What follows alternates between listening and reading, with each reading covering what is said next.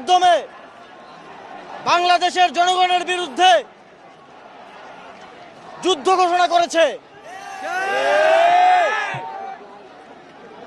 তারা ভুলে গিয়েছে জুলাই গণঅভ্যুত্থানে এদেশের মানুষ রক্ত দিয়ে রাজপথ রাঙিয়েছে, কিন্তু হেরে যায়নি।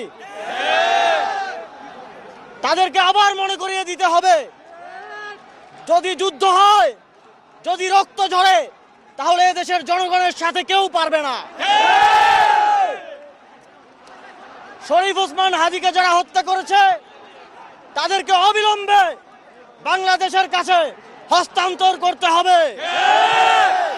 যদি তাদেরকে হস্তান্তর না করা হয়, বাংলাদেশের আপামর স্বাধীনতাকামী জনগণ তাদের লড়াই কোনোভাবেই থামাবে না।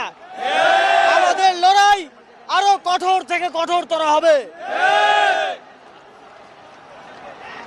আমরা স্পষ্টভাবে বলে দিতে চাই,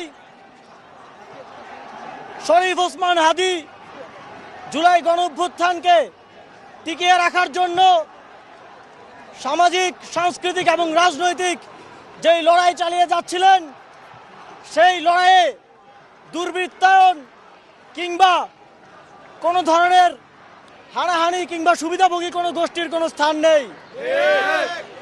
তিনি অত্যন্ত গঠনতান্ত্রিকভাবে, তিনি অত্যন্ত নিয়মতান্ত্রিকভাবে সাংস্কৃতিক এবং রাজনৈতিক লড়াই চালিয়ে যাচ্ছিলেন। সুতরাং তার এই লড়াইকে আমাদের চালিয়ে নিতে হবে গঠনমূলক প্রক্রিয়ার মধ্য দিয়ে। আজকে আবার জুলাই গণঅভ্যুত্থানের যে ছাত্র জনতা সবাই একত্রিত হয়েছে, আমরা সবাইকে আহ্বান জানাবো শান্তিপূর্ণভাবে এবং সংগঠিতভাবে আমাদের এই প্রতিবাদ চালিয়ে যাওয়ার, এবং হাদির খুনিদের বাংলাদেশের জনগণের কাছে হস্তান্তর না করা পর্যন্ত আমাদের এই আন্দোলন চলমান থাকবে।